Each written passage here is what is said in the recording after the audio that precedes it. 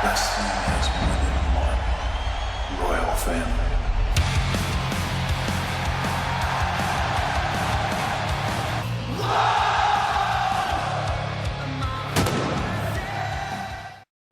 Este libro me regaló, acá está, me lo puedo enfocar. Teoría General de la Ocupación, el interés y el dinero de Keynes. Entonces, miren ese rostro. En los ¿Hacía falta que lo mezclaras con mis libros? A Keynes. A esa basura de libro. Esto es un libro tradicional de las... Ese libro yo lo llamo la basura general. ¿Por qué? Ese libro, digamos, primero, si vos vas al prefacio de la edición en alemán, que lo tenés en esa versión... ¿Lo leíste, lo estudiaste este libro? Yo lo estudié 5 veces, ese libro. 5 veces. La gran mayoría de los economistas argentinos no lo leyeron una vez. Yo lo leí 5 veces. Es un panfleto dedicado a la corporación política. Keynes era parte de la corporación política. Keynes escribió un libro a beneplácito de políticos mesiánicos y corruptos. Pues, mira, te lo voy a dar con un ejemplo, digamos, de las cosas farabulosas que tiene ese libro, al margen de que ahí le canta una oda a Hitler, ¿sí? Porque le canta una oda a Hitler, ¿sí? Pero al margen de ese detalle, te lo voy a poner en un ejemplo fácil. Suponete que un político tiene que arreglar un tema económico y llama a 2 economistas. Entonces viene un economista libertario y viene un keynesiano. ¿Libertario qué le llama? Un monetarista, ponele. Sí, más liberal que un monetarista vendría a ser. Dale. Entonces, en ese contexto, le dice, bueno, les pide el diagnóstico, los dos le dan un diagnóstico y todo. Ahora, cuando llega el momento de la solución, bueno, le dice, bueno, a ver, keynesiano, dígame qué me diría usted. Mire, usted es la continuidad del brazo de Dios. Usted tiene en sus manos con el gasto público el milagro de la multiplicación de los panes. Es más, malditos los productores de pizarrones que los hacen tan chicos que no nos permite reflejar el milagro que hace el keynesianismo con el gasto público. Eso le diría el keynesiano al político. Al político. ¿Qué le dice el libertario? El problema sos vos, tómatela. O sea, más gráfico que esto, imposible. Bienvenido y vamos a divertirnos. Último día del año. ¿Cómo anda, Javi? ¿Qué haces? Sale un gusto enorme. Igualmente. ¿Viste esto, loco? Es increíble porque, Bueno, era lo que pensaba en ese momento y sigo pensando lo mismo ahora y obro en consecuencia, ¿no? Porque si vos te fijás, nosotros hemos hecho el ajuste fiscal más grande en la historia de la humanidad. Nosotros en el primer mes de gobierno hicimos un ajuste en el Tesoro. En realidad de origen fueron 7 puntos del PBI. Después recompusimos en lo que son jubilaciones y después dimos contención social pero quedaron 5 puntos y después a los 6 meses terminamos de cerrar el déficit del Banco Central, que eran 10 puntos más. O sea que el ajuste que nosotros hicimos fue un ajuste de 15 puntos del PBI. Si vos tomás en términos reales del tamaño del gasto público del Tesoro Nacional, nosotros corrimos el Estado, lo bajamos 30%. Es decir, con lo cual lo que hice es absolutamente consistente con eso, que es el problema es el Estado. El Estado no es la solución, el Estado es el problema. Y en ese contexto, no solo eso, sino que nosotros hicimos reformas estructurales pro mercado. En esas reformas estructurales pro mercado ganamos 70 puestos en términos de libertad económica. ¿En el ranking del mundo de países? Sí. No solo eso, sino que además hemos eliminado impuestos. Hoy, digamos, se terminó de sacar el impuesto país. Pero lo que digo, perdón, ¿no? Porque estaba viendo eso y lo buscaba hoy y trabajé. Digo, no solamente sería que llegó un presidente y escuchó a un economista libertario. El economista libertario, especialista en crecimiento con o sin dinero, se hizo presidente. O sea, es muy fuerte que eso se esté probando y que, por eso es lo que quiero que hoy te tomes todo el tiempo para explicarle los fundamentos de por qué dije lo que dije. No, pero además, y cierro con esto y quiero empezar a escucharte. A ver, Javier, el discurso es un botín de guerra. Y es peligroso que un discurso no tradicional pregne.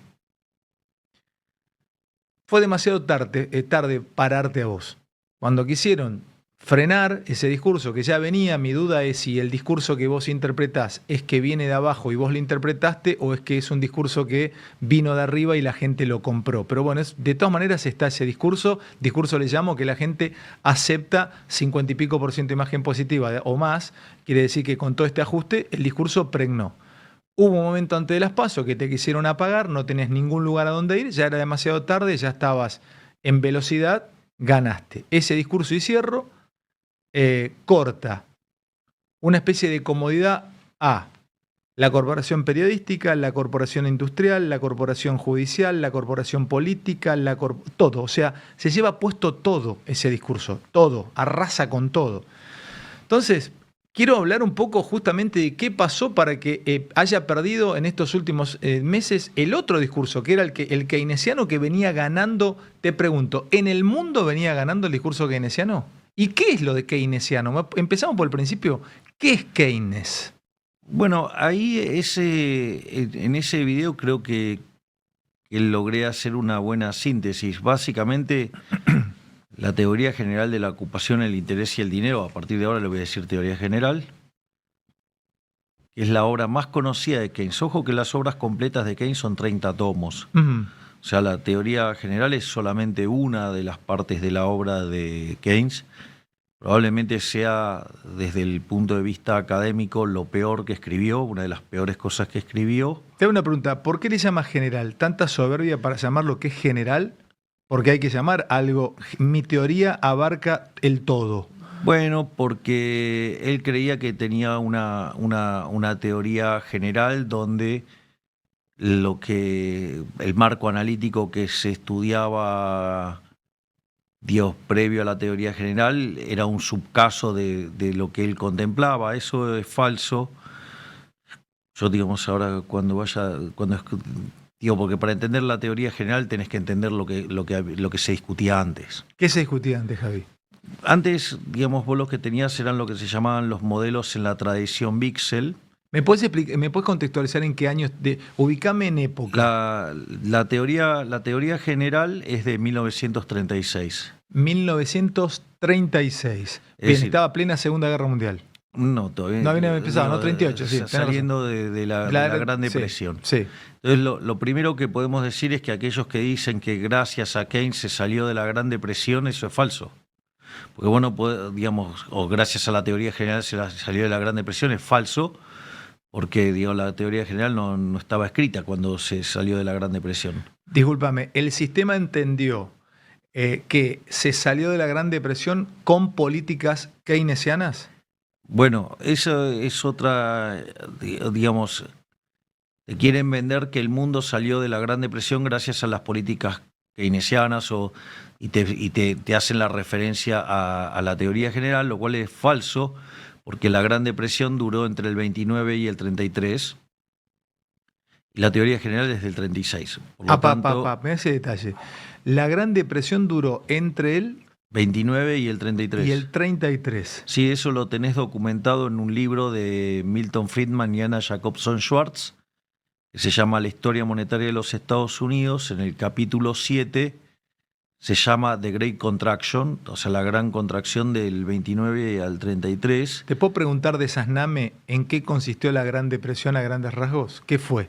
La Gran Depresión fue una situación en la cual, luego de un crack en la bolsa, se generó una crisis que se derivó en un aumento en la demanda de dinero y una fuerte caída en lo que tiene que ver de la demanda de bienes, y esa situación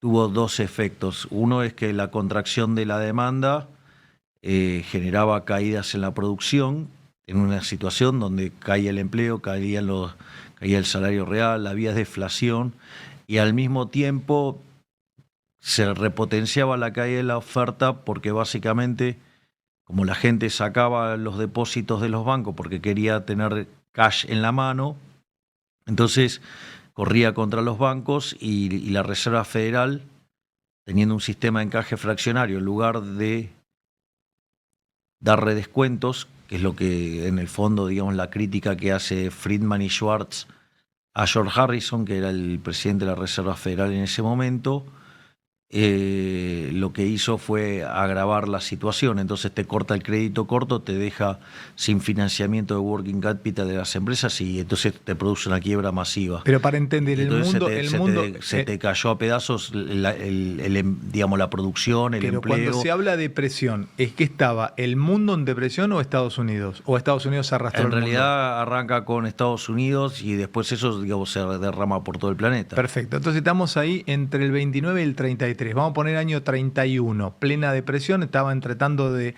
solucionar ese descalabro económico.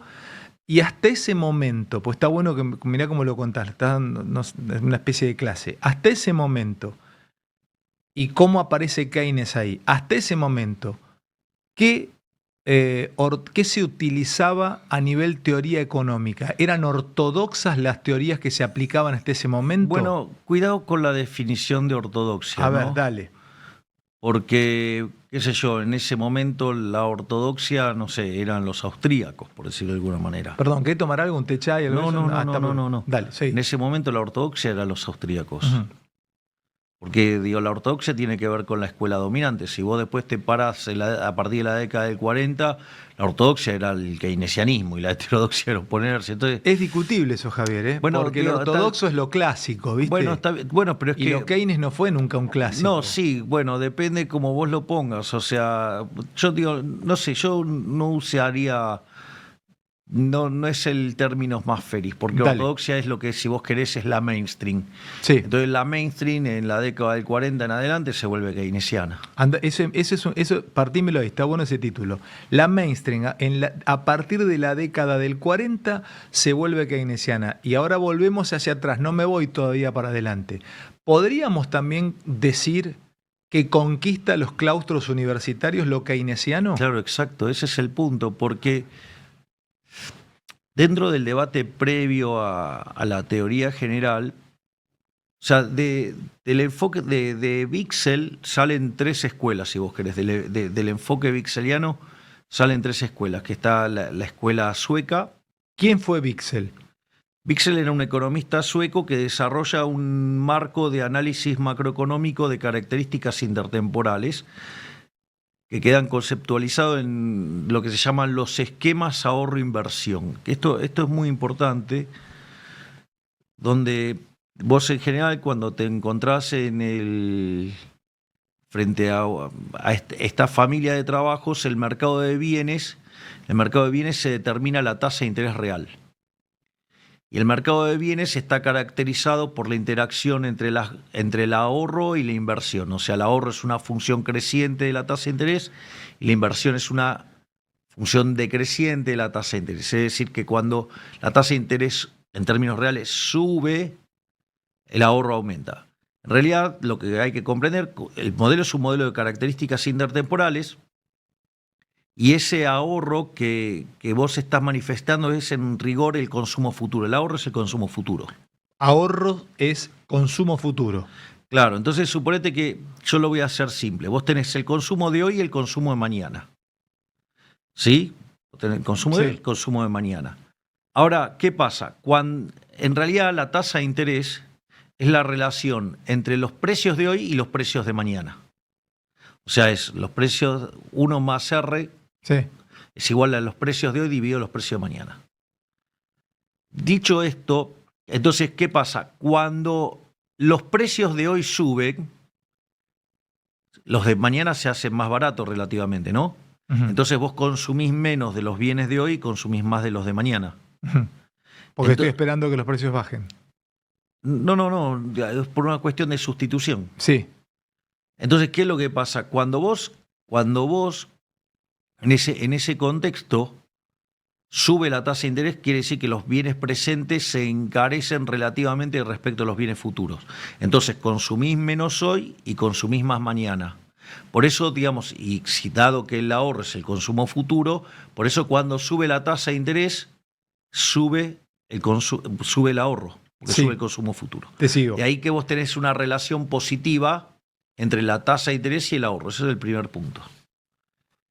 El segundo punto es, suponete que vos fueras una empresa Si la tasa de interés baja, significa que relativamente los bienes futuros valen más que los bienes presentes. Ujú.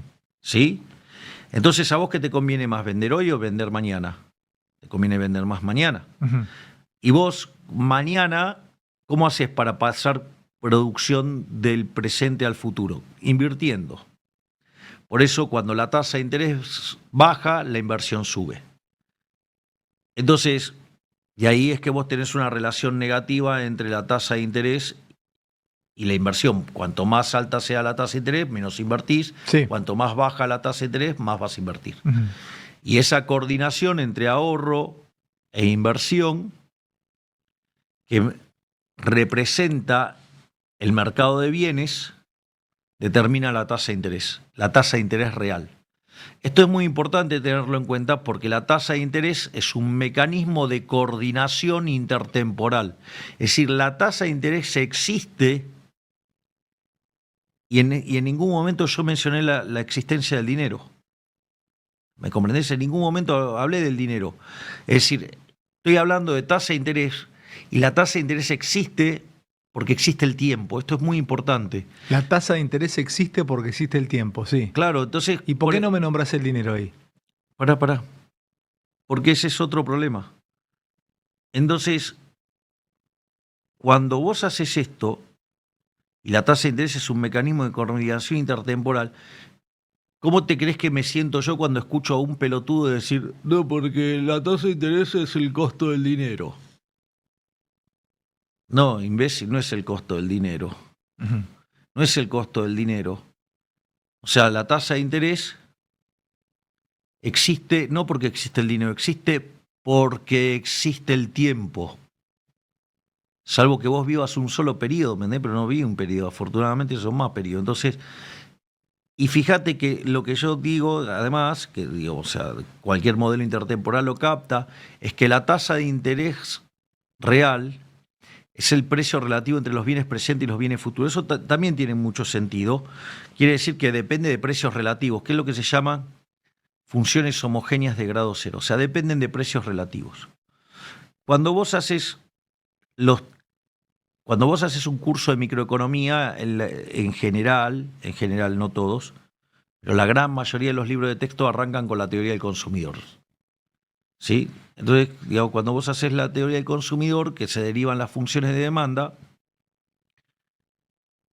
acá aparecen un par de cuestiones y es qué tipo de funciones de demanda vos derivás.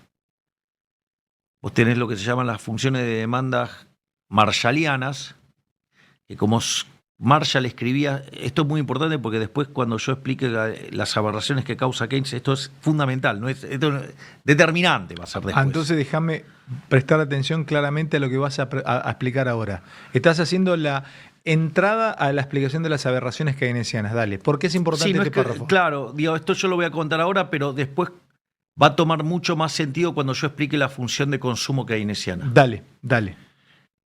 Marshall era un tipo que pensaba en equilibrio parcial. Alfred Marshall era profesor en Cambridge y el tipo se dedicaba, su obra estaba focalizada en el equilibrio parcial. Entonces, cuando él hacía la derivación de las funciones de demanda, para él el ingreso del individuo estaba dado. Entonces vos tenías una función de demanda que dependía de los precios, pero también dependía del ingreso. ¿Ok? Sí. Eso es porque estás en equilibrio parcial. No, vos estás en equilibrio general. Vos no determinás, vos no podés tener como relación funcional el ¿Y ingreso. cuál es la diferencia entre equilibrio parcial y equilibrio general? Equilibrio parcial estás mirando un solo bien. Equilibrio general estás mirando todos los bienes al mismo tiempo. Y equilibrio general intertemporal mirás todos los bienes hoy y en el futuro. O sea, la intertemporalidad tiene que ver con varios periodos de tiempo, digamos, y el equilibrio parcial, ¿Y Marshall veía solamente el equilibrio de un solo periodo. en Cambridge? Cambridge. ¿Y, Digamos, y ahí estaba Keynes? pues sí, claro, ahora voy a explicar, digamos, cómo Keynes después llega ahí. Entonces, ¿qué es lo que sucede? Digo, Keynes de formación era estadístico, si vos querés, o sea, era matemático aplicado. No era economista, era matemático aplicado. Ah, esto es lo que contás vos, que toma un curso de economía con Marshall, pero nada más que esto. Claro, él toma un curso de economía con Marshall Él, digamos, o sea, pertenecía a una familia rica y muy acomodada en términos de poder, y el tipo se dedica a hacer inversiones y era chotísimo y quiebra, se queda sin plata. Él Sí, claro, quebró. claro. Entonces ¿qué pasa? El padre, Quebró Keynes. Claro, O sea, era exacto. economista y quebró. sí, claro. Y sus economías. Bueno, digo, el imbécil de Kichilov también. ¿No? Pero, Digo, ¿qué tenía un quebró? bar acá en Palermo y quebró. ¿Cómo va a quebrar un bar, Kicillof? Lo quebró acá en Palermo, sí, tenía un bar en Palermo y quebró. Wrestling has more than one royal family.